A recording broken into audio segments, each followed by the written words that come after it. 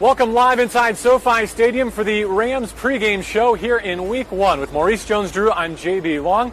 And as we count down to kickoff against the Dallas Cowboys, we will also hear from Super Bowl star and team reporter Serena Morales. The only thing missing is you, and we are so sorry you cannot be here to see this immaculate new stadium debuted against the Dallas Cowboys in front of a national audience on Sunday Night Football. But let's go through some of the biggest storylines as we prepare for the Rams and the Cowboys. First and foremost, how does it feel to be here finally at Week 1 with things going well around the league in terms of testing and protocols? Oh, it's amazing. I would say a couple months ago, things were up in the air. Even Coach McVay said he doesn't understand or know how this is going to play out. But kudos to the staff, and not just the coaches and the players, but the people in the building for doing your part. That's the most important thing, to keep this game and this time alive that we want. Remarkable that this all started with an early move by Stan Kroenke in 2013, and here we are in September of 2020 set to kick things off. And it is a huge game. I mean, you could look back at the end of this season and think about the fact that this might have been the biggest opportunity for the Rams, because the Dallas Cowboys are absolutely loaded. They're an NFC rival. And also, the Seattle Seahawks have already won today, and the San Francisco 49ers are hosting the Cardinals as we speak. Again, this is, when you started to look at the schedule back in April, I was like, this is a huge game just for playoff implications, because regardless with that extra position, the Cowboys may not win their division. They're going to be in that race. And if you're, with the Rams, you have to try to keep ahead and keep running, because the Niners are still good. The Seattle Seahawks showed that they can go on the road and beat a really good Falcons team the way they did. You have to try to keep ahead and keep running. Well, let's talk about who's able to get the fast start here tonight, because whether it's conditioning or continuity, just getting in a rhythm offensively, I think that could be really important without a preseason, without joint practices. How about from the Rams standpoint? How do they make sure that they get ahead of the chains and get off to an early start? You have to run the ball efficient on first and second down. You have to come out outside zone, make sure that when you're running the ball, it may not be a 15-yard gain. A 4- and 5-yard gain is going to be perfect, because it's going to set up the play-action pass, knowing that the Dallas Cowboys are going to come out in 2 high safeties and try to force you to run the ball because they want to take away that passing game. One thing we're also looking for is Jared Goff and Sean McVay and the Rams offensively to continue finishing their drives. They took a great step forward in the red zone last year. One of their areas of strength against this Dallas defense, which is going to be stout. It's going to present a really intriguing pass rush in this test for this offensive line, which they doubled down on. They said, we have the guys we want in-house. Can they stand up against DeMarcus Lawrence and the Dallas Cowboys? Well, again, it comes down to not being in those 3rd and longs, not being in those known passing situations. I don't care how good your offensive line is. If you're in 3rd to 14, they could be going against anybody. It's going to be tough because guys are going to get up the field.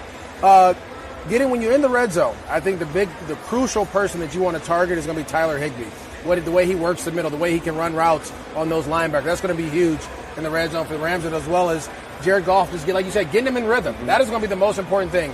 Starting fast and getting him in rhythm. If he's in rhythm, you will move up and down the field and score touchdowns. Well, flip sides of the football and send it over to DeMarco Farr for the first time as he takes a look at an MVP favorite at the start of a new year in Dak Prescott. DeMarco? That's it. We finally got down to it. You finally admitted it. God damn it.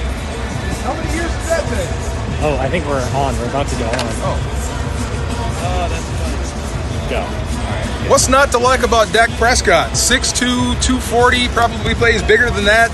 Almost threw for 5,000 yards last season, 30 touchdowns, 11 picks. The guy can flat out play. So I don't know what Dallas was trying to do or what they're trying to do with this contract, but this should have happened last September, that deal. But here we are. But today, look, I think that the Dallas Cowboys go a lot more 11 personnel.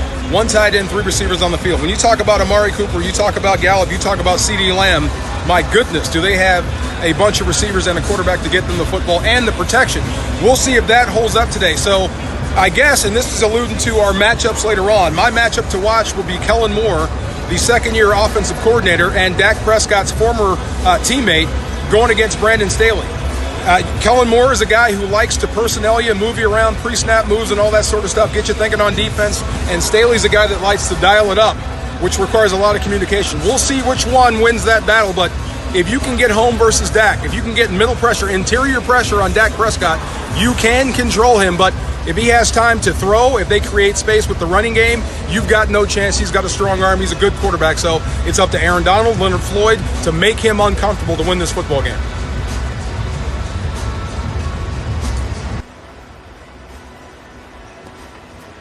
All right, thank you to Marco. Back with Maurice Jones-Drew, JB Long, just a few rows above field level here at SoFi Stadium, which is actually about 100 feet below ground level as they prepare to kick it off against the Dallas Cowboys.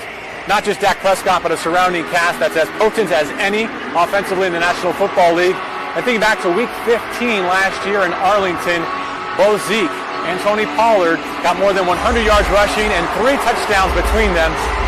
Off-ball linebacker, a question mark for these Rams. They're already replacing Corey Littleton. Then Traven Howard goes down with a knee injury in training camp. That means that Kenny Young and Micah Kaiser will get their first NFL starts as Rams side by side here tonight. Yeah, this is not going to be about all 11. It's going to take everybody to stop this running game and force the Cowboys into a passing situation. In Week 15, the Rams had a horrible day tackling. Guys were missing tackles, everyone. So coming out Week 1, if that guy comes around the outside, Jalen Ramsey, Troy Hill, if you're the outside corners, you got to step up and make plays. The linebackers, you have to hit and run your feet. The defensive line, you have to shed blocks and get on top. And it's going to take, you have to gang tackle these guys over and over and over again. Hopefully you get some help. Obviously Aaron Donald shooting the gap, getting some tackles for loss, but you can't count on that. You have to be at your spot in this new defense, this Brandon Staley defense, and make sure that you fit your gap the right way. You know, has openly spoken about having 3 Cowboys receivers go over 1,000 yards receiving this season, with draft pick CeeDee Lamb joining him and Gallup. And then Blake Jarwin is an emerging tight end. There were some rumblings around the Metroplex that they felt more targets probably should have gone to Jarwin last year rather than the veteran Witten. It's going to be a great matchup here tonight for the Rams. Oh, no question. Darrell Williams, Troy Hill, you guys are going to have to step up. John Johnson III, you're going to have to line up, pretty much match up on Blake Jarwin. Jalen Ramsey, whoever you're covering, cannot catch a pass, similar to last year. So you're gonna hope to stop the run early and then put your guys in position to be successful, and they have to do the rest of the work from there. Let's comment briefly on the extension for Jalen Ramsey to make him the highest paid corner in the game's history. And let's go to Serena Morales for more from SoFi Stadium on that and everything that's been going on in Rams world this week as they prepare for the opener.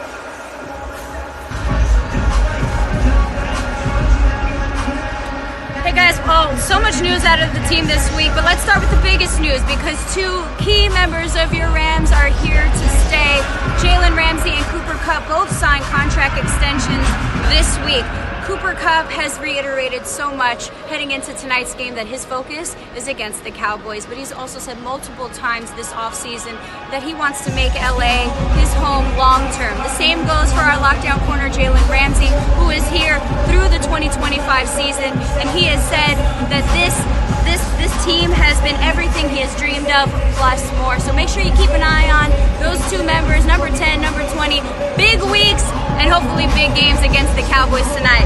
I would also suggest for those Rams to also make sure you check out on your Rams helmets the statement behind me, "It takes all of us." This is going to be on all of their helmets today. Andrew Whitworth has said the team chose this exact statement because it takes all of us. In order to make actual change in the community, it's going to take all of us. It is a testament to what Sean McVay has repeated, the we not me mentality, because if they're going to make and build success on the field, they're also going to build success in the community. This is their home throughout LA County and especially here in Inglewood. So there's just a couple of things to check out on the team side of things. I would also recommend Rams fans check out the amazing music video in partnership with our local rapper from Watts, Styx. It Takes All of Us. You can check that out on YouTube. Another thing to check out tonight on YouTube, the Pepsi pregame show, after our pregame show, of course. Check that out. They're going to have J Rock, the rapper,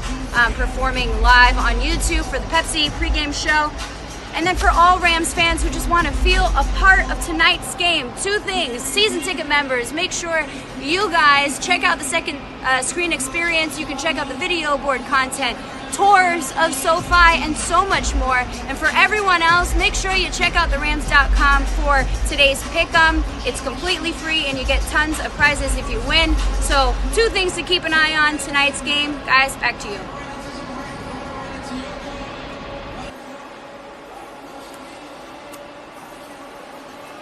All right, thank you, Serena and Maurice. Let's go through some one-on-one matchups here as we prepare for Week 1 against the Dallas Cowboys.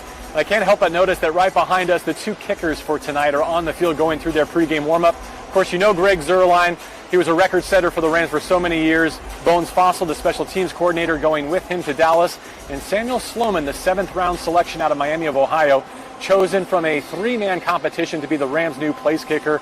Maurice, it feels like this game tonight could come down to a game-winning boot. It could. And again, it just depends on how both teams play and how they start.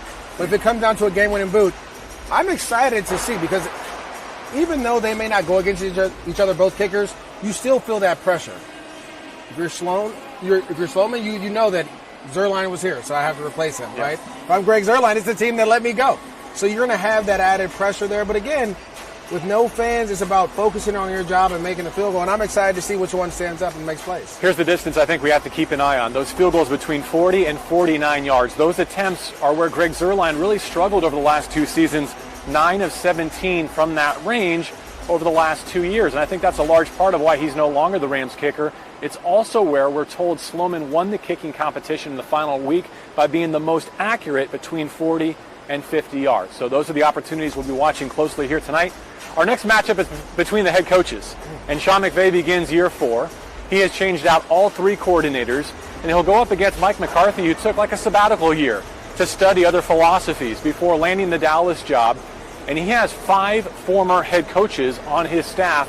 First time that's happened in the NFL since the 1999 Rams. How do you compare the head coaches in this context? Well, I think when Mike McCarthy went on his sabbatical and he was studying, he lost. The game had changed. Yeah. It's more matchup based now than a system running concepts. You're trying to move your best player around on offense, and then defensively you're trying to match up with that guy. So I think him taking that year off and then having extra coach on the side is going to help. But I still believe Sean McVay has always been ahead of the curve. He's always been ahead of the curve with the way he coaches, with the way he plays, the way he lets his players be his players. I think that's one of the reasons why they're able to get the Jalen Ramsey deal done. And so I think that's what gives him the edge, is that he allows his guys to be his guys and do what they want to do and be vocal in what they want to do. And that's the most important part about it. When you're a head coach, you're not just coaching. You're a manager. You manage expectations and personalities. We're going to see what Mike McCarthy can do when the things are rolling well for the Cowboys and when they're not going so well for the Cowboys. So it's interesting that Sean's also the play caller, and McCarthy came up as an offensive play calling coach. He is, for now, at least delegating that responsibility. We'll see where that ends up in 2020 for the Dallas Cowboys. All right, last one is your pick. We'll each pick one, in fact, a one-on-one matchup that you're most curious to see here tonight. Well, for me, it's always going to be Jalen Ramsey. You just paid him. Who do you have him shut down? Period, point blank.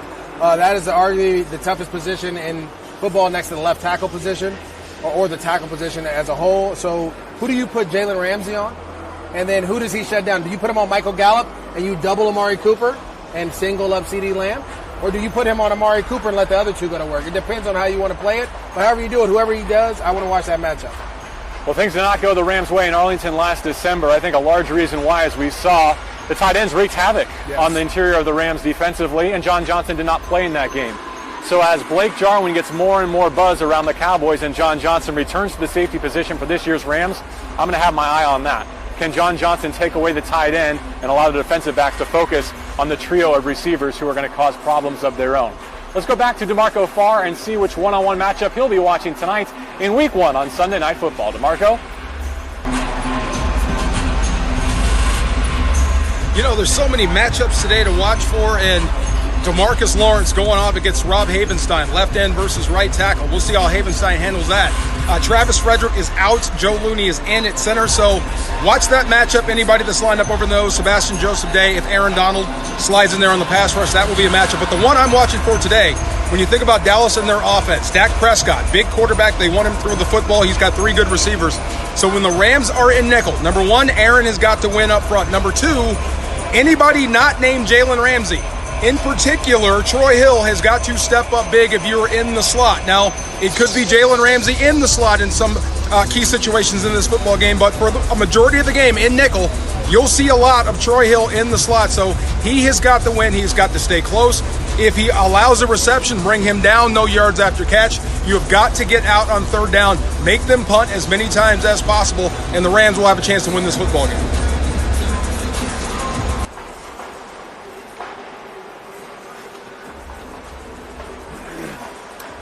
All right, thank you to Marco. And before we wrap things up, we're going to go around the horn and try and decide who's going to score the first Rams touchdown here at SoFi Stadium.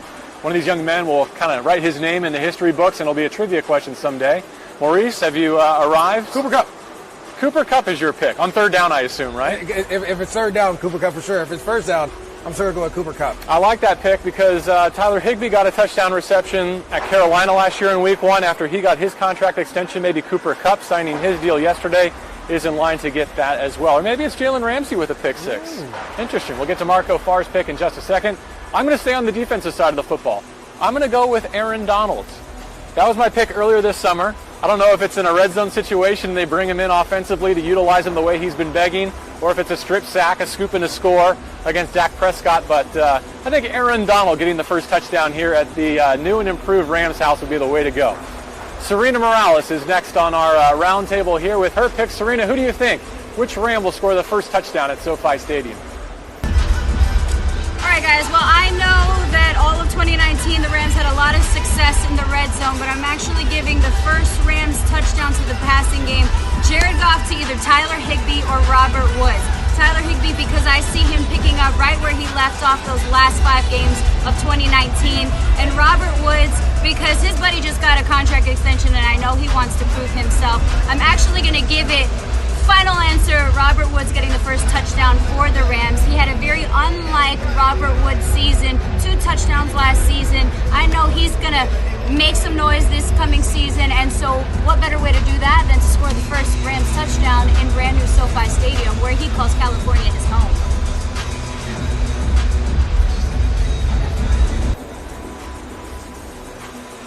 All right, thank you, Serena, and we are just about an hour away from kicking off the Rams and the Cowboys on Sunday Night Football in front of a national audience. First time the Rams have ever kicked off a season on Sunday Night Football. And Maurice, I want to finish with expectations for the season ahead. I think nationally, from outside the Rams organization, people see this as a 9-win team as they were a season ago. Internally, I know they're set to write their own story, but this outcome tonight can set the course for a new season. Yeah, you come out and you play big and you win tonight on the big stage. You put your name back in that list as a contender. If you come out and you lay an egg, it's going to kind of be like, this is what everyone thought. I still believe the Los Angeles Rams have a roster that can be successful. They have some rookies that they're going to count on, but those guys have shown throughout training camp they can make plays.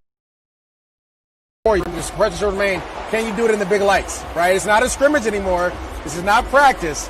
Can you do it on Sunday Night Football to start the season, one of the biggest nights there is, right? And it's going to be exciting to see which one of these rookies show up. Speaking of rookies, let's go there. No Terrell Lewis tonight. Unfortunately, he starts the year on the non-football injury list, the edge rusher out of Alabama. But everyone else is looking good from a health standpoint, and the rookie class was really spectacular throughout training camp. Which one makes the biggest splash tonight? I'm gonna be selfish and go with the running back, Cam Akers. And I'll say this: I think he's going to get the most opportunities to be successful tonight. I think both safeties are going to have an opportunity to play and sparingly, but with Rapp being back, that they're going to come in certain situations, and I think Van Jefferson's going to get some opportunities. But the one that's going to get the most opportunities to be successful is going to be Cam Akers, and I believe that he has to be successful in the passing game and the running game in order for this offense to get going. And if he can do that with Malcolm Brown and Darrell Henderson, I believe that this offense will be what we're used to seeing from a couple years ago. Well, if you are going to be one of these 70,000 scheduled to be with us here tonight, we are certainly sorry that circumstances did not allow you to participate in this opening night, but we look forward to a future one in which you can join us. For now, that'll do it for our pregame show. The game is coming up at 5:20 Pacific time on NBC. Again, a national audience for Week 1, the Cowboys and the Rams. Or you can join us on the radio side. DeMarco Farr, Maurice Jones-Drew, and I will have the call on ESPN LA 710 or on the Jack FM simulcast 93.1 if you're in the greater Los Angeles area. For DeMarco, for Serena, for MJD, I'm JB Long. Thank you for following on our Rams platforms as we kick off a new season 2020 at SoFi Stadium against the Dallas Cowboys.